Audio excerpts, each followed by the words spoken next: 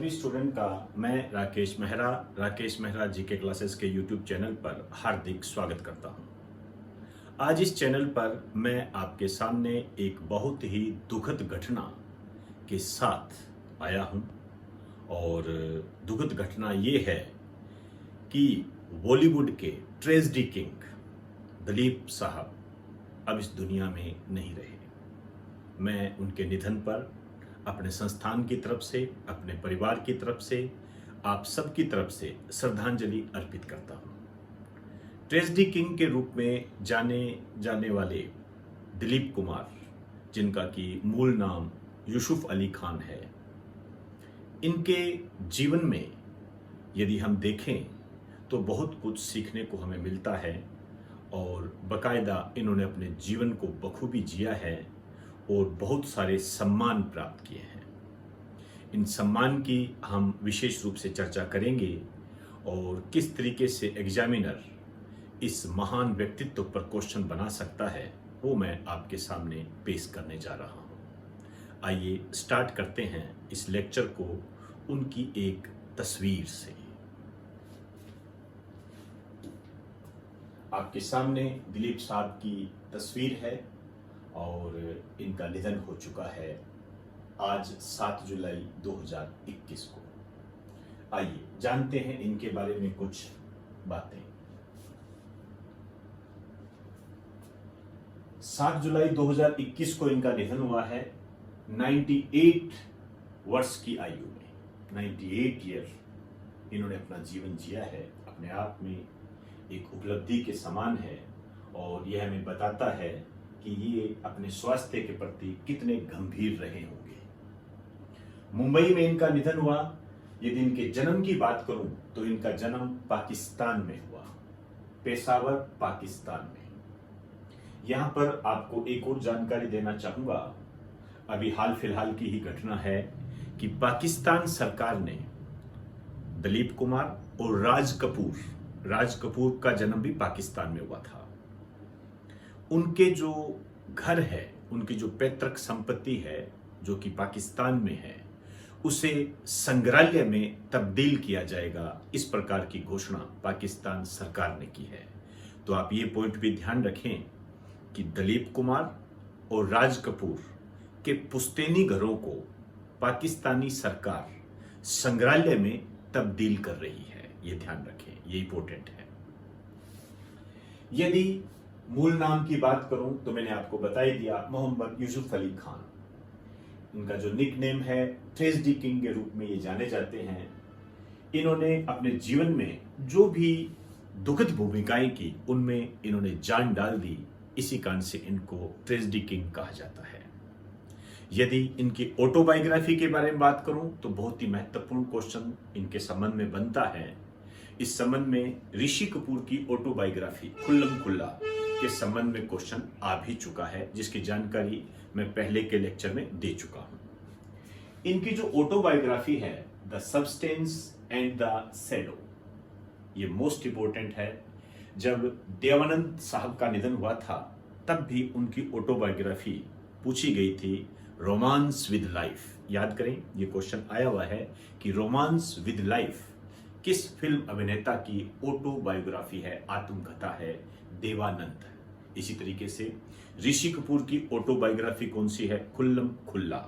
ये दोनों क्वेश्चन आ चुके हैं। यहां पर हमें ये पता लग जाता है कि ये कितना महत्वपूर्ण है। आपसे पूछा जाएगा the substance and the shadow किस फिल्म अभिनेता की ऑटोबायोग्राफी है?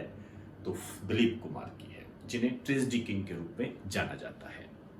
अब मैं इनके सम्मान की बात करूंगा, कौन कौन से इनको सम्मान मिले हैं। बकायदा मैंने इसे 2 पार्ट्स में डिवाइड किया है। आपकी समझ के लिए पार्ट्स में डिवाइड करना महत्वपूर्ण होता है ताकि आपके दिमाग पर वो ज़्यादा समय तक रह सके, क्योंकि जितने ज़्यादा समय तक ये फैक्ट आपके दिमाग में रहेंगे उतने ही ज़्यादा इसे इम्प्लीमेंट करने की क्षमता आप में आएगी और इम्प्लीमेंट आपके अपॉइंटमेंट लेटर को प्राप्त करने में बहुत महत्वपूर्ण भूमिका निभाता है। एक बार आप इसे नोट करें।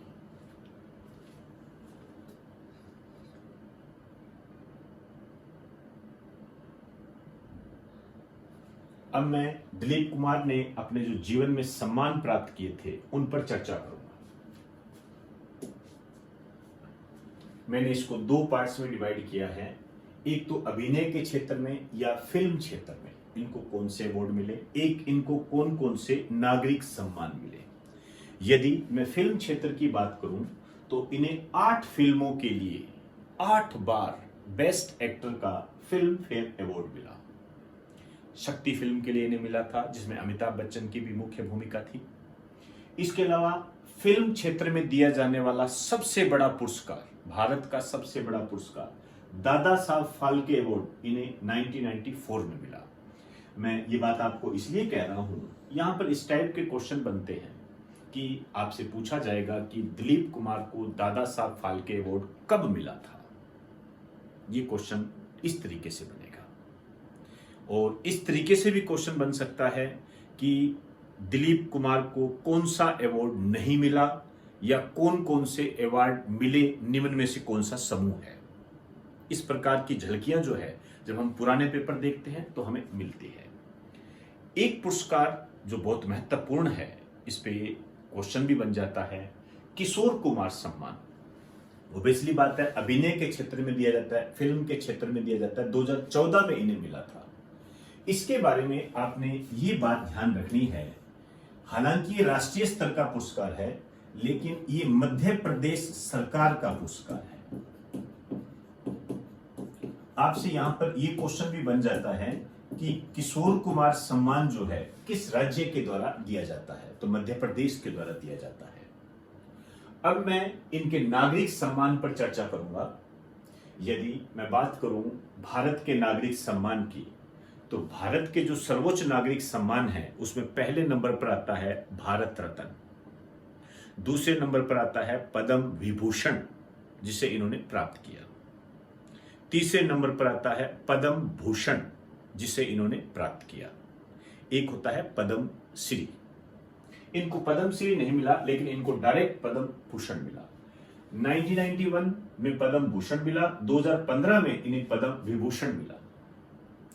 एक पुरस्कार की चर्चा में विशेष रूप से आपके लिए करना चाहूंगा आपके एग्जाम की दृष्टि से, और ये क्वेश्चन आ भी चुका है। निशाने इम्तियाज इन्हें पुरस्कार मिला 1998 में। इसको आप लगा दीजिए वेरी इंपॉर्टेंट, ये आ भी चुका है। निशाने इम्तियाज ये जो है पाकिस्तान का सर्वोच्च नागरिक सम्मान है।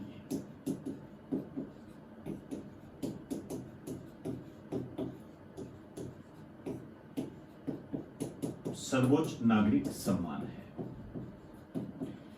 ये जो निशाने इम्तियाज पुरस्कार है, इसके बारे में मैं थोड़ी सी बात आपके लिए करना चाहूंगा। ये ऑर्डर ऑफ इम्तियाज,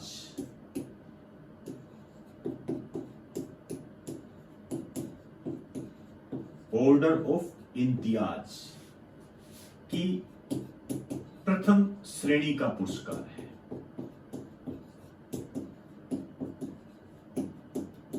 प्रथम श्रेणी का पुरस्कार है। जैसे हम पद्म अवार्ड में बोलते हैं ना, पद्म अवार्ड 3 प्रकार के होते हैं, पद्म विभूषण, पद्म भूषण, पद्म श्री। तो इसकी 3 श्रेणियां हो गई। इसकी जो पहली श्रेणी है निशाने इम्तियाज, इससे दिलीप कुमार जी को सम्मानित किया गया। और इस पुरस्कार की जो दूसरी श्रेणी है,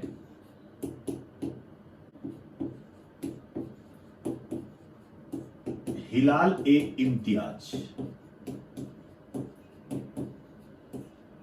और इसकी जो तीसरी श्रेणी है ये है सितारा ए इम्तियाज, और इसकी जो चौथी श्रेणी है ये है तमगा ए इम्तियाज।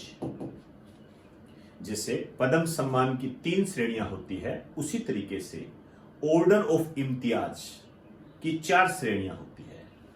निशाने इम्तियाज जिससे दिलीप कुमार जी को सम्मानित किया गया, दूसरी है हिलाले इम्तियाज, तीसरी है सितारा ए इम्तियाज, और चौथी है तमगा ए इम्तियाज।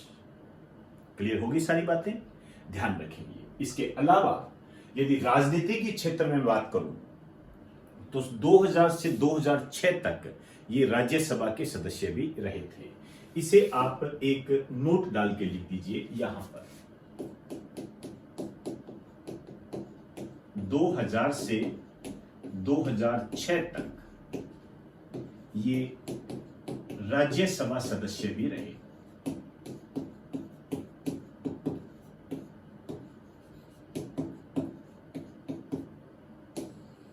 राज्यसभा सदस्य भी रहे।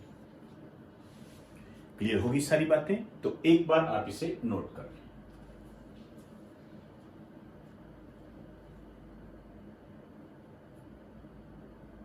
तो दोस्तों, आज हमने दिलीप कुमार जी के संबंध में जो क्वेश्चन बन सकते थे उसको स्मार्ट तरीके से जानने का प्रयास किया। आपके एग्जामिनर की नजर इन बिंदुओं पर जरूर रहेगी। ये स्मार्ट तैयारी होती है, इसे हम स्मार्ट तैयारी कहते हैं। इसको यदि आप फॉलो करते हो तो अपॉइंटमेंट लेटर के बहुत जल्दी निकट पहुंचते हो। और अपने तैयारी के क्राइटेरिया को इसी आधार पर आपने रखना है और इसको साथ साथ आप रिवाइज करते रहें। मेरा ये प्रयास यदि आपको अच्छा लगा हो तो आप इसे जरूर लाइक करें। और दिलीप कुमार जी को श्रद्धांजलि देने के संबंध में मैं अपना ये लेक्चर समर्पित करता हूं इन्हें, और मैं चाहूंगा कि आप भी अपना इसे समर्पण दें और इसके लिए आप इसे ज़्यादा से ज़्यादा शेयर करें। मेरे कहने का मतलब है, इस लेक्चर को विभिन्न ग्रुप और सोशल मीडिया के माध्यम से शेयर करके आप दिलीप साहब को श्रद्धांजलि दे सकते हैं। अब मैं आपसे इजाज़त चाहूँगा। आप सभी को मेरा नमस्कार।